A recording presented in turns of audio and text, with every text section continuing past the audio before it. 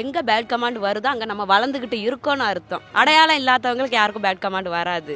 யாருக்கு வருதோ அவங்க வளர்ந்துகிட்டே இருக்காங்க. இப்போ வந்து ஒருத்தங்களுக்கு விஜய் பிடிக்குது, இன்னொருத்தங்களுக்கு அஜித் பிடிக்குது. ரெண்டு பேரும் நல்லா தான் நடிக்கிறாங்க. ஆனால் பார்க்கும்போது நல்லானாலும் நல்லா இல்லை, இதை விட அது பெட்டராக பண்ணலாம் அப்படின்னு தோணுங்கும்போது ஒவ்வொருத்தவங்களுக்கும் ஒவ்வொரு சப்ஸ்கிரைப் இருப்பாங்க.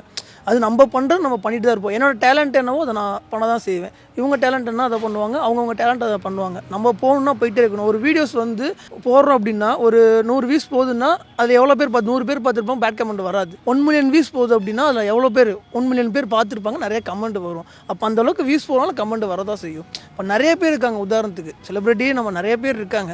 எல்லாமே வந்து பேட் கமெண்ட் வராமல் வாழா ப்ரோ சொன்ன மாதிரி பேட் கமெண்ட் இல்லாமலாம் இருக்காது, வரதான் செய்யும். நம்ம எதை நோக்கி நம்ம போகிறோம் அதை போயிட்டே இருக்கணும். இப்போ நான் வந்து ஸ்டார்ட் பண்ணும்போது யூடியூபர் ஆரம்பிச்சு பண்ணும்போது சொன்ன எல்லாமே நடந்தது.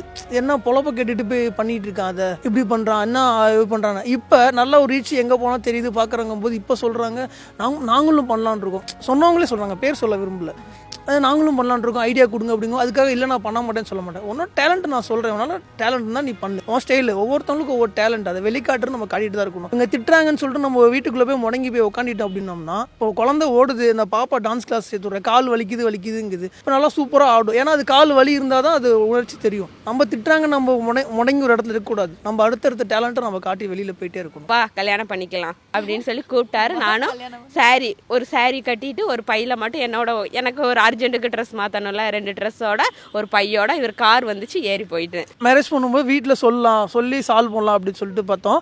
எனக்கு வந்து சிஸ்டர் இருக்காங்க, அவங்க மேரேஜ். ஏன்னா நானும் ரொம்ப கஷ்டப்பட்டு வந்த குடும்பத்தில் தான் வந்தேன், இவங்களும் அதே சேம் தான். எங்கள் வீட்டில் என்னவோ அதே தான். எங்களுக்கு இன்னும் பேக்ரவுண்ட் வீட்டு சப்போர்ட் எதுவுமே கிடையாது. நாங்கள் இப்படி இருக்கோம் அப்படின்னா முழுக்க இவ்வளோ சப்போர்ட், அதே மாதிரி என்னோட சப்போர்ட். நாங்கள் 2 பேரும் மட்டும்தான். நான் இந்த இடத்துக்கு இருக்கேன்னா முழுக்க காரணம் என் பொண்டாட்டி மட்டும்தான். அதை நான் கண்டிப்பாக எங்கேயுமே நான் சொல்லுவேன்.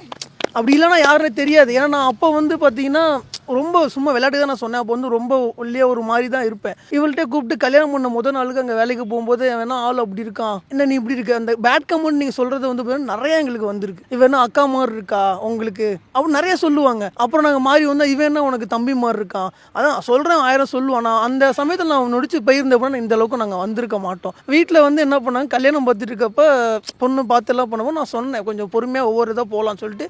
எங்கள் வீட்டில் பேசி பார்க்குறேன், எங்கள் வீட்டில் ஒத்துக்கல. டேரெக்டாக சொல்ல இன்டெரக்டாக சொல்லி பார்த்தா ஒத்துக்கல. இவங்க வீட்டில் அதே மாதிரி வந்து சொல்லி பார்த்தாங்க, இவளுக்கு பயம், ஒத்துக்கல. டேரெக்டாக என்ன பண்ணாங்க, மாப்பிள்ளைகிட்டே வந்து பிடிக்கல அப்படிங்கிற மாதிரி வந்து சொல்லிட்டான். மாப்பிள்ளை இப்போவே கால் பண்ணு, அவர்கிட்ட சொல்லு, நான் இந்த மாதிரி ஒரு பையனை லவ் பண்ணுறேன் சொல்லுன்னு. அவர்கிட்ட சொன்னதுக்கப்புறம் அவர் அப்படியா, இப்படி தெரிஞ்சிருந்தா நானே கல்யாணத்தை நிறுத்திடுறேன், ஒன்றும் பிரச்சனை இல்லை, பிடிச்சவங்களோட தான் சேரணும் அப்படின்னு சொல்லிட்டு மறு நிமிஷமே எங்கள் அம்மாவுக்கு சொல்லிட்டாரு. அவங்க பிரச்சனை பயங்கரமாக போகும். அவங்க வீட்டில் என்ன பண்ணிட்டாங்க, மண்டைக்கு இல்லை தெரியாமல் சொல்லியிருக்கோம், பொண்ணு அந்த மாதிரிலாம் கிடையாது. ஆனால் அந்த மாதிரி தான் இருப்பாங்க, சைலண்ட்டாக இருப்பாங்க. இன்னுமே சரி பேசுறது எதுவுமே நல்லா க்ளோஸாக போயிட்டா ஜாலியாக கலாய்ப்பாங்க. மற்றபடி என்ன சொன்னாலும் சரி அது ஒரு சைலண்டாக தான் இருப்பாங்க.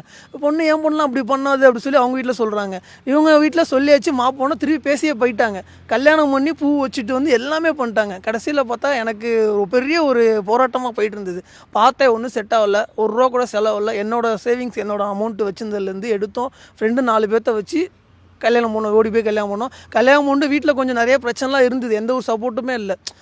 ஃப்ரெண்ட்ஸ்னா வந்து எனக்கு நிறைய ஃப்ரெண்ட்ஸ் இருந்தாங்க. ஆனால் கல்யாணத்துக்கு அப்புறம் அவங்க வந்து எனக்கு ஃப்ரெண்ட்ஸே அப்படியே இல்லை. எனக்கு ஃப்ரெண்டு எல்லாமே இப்போ இவங்க இருக்காங்கன்னா அதே மாதிரி வந்து என் ஒய்ஃப் தான் எல்லாமே. அம்மானா அம்மா, ஃப்ரெண்டுனா ஃப்ரெண்டு, எல்லாமே தான். ஏன்னா வந்து இப்போ நான் கார் வாங்கினாலும் சரி, வீடியோ வாங்கினாலும் சரி, பார்த்தா அப்படி இப்படி தெரியும். ஆனால் வந்து எல்லாத்துலேயும் ஒரு உழைப்பு.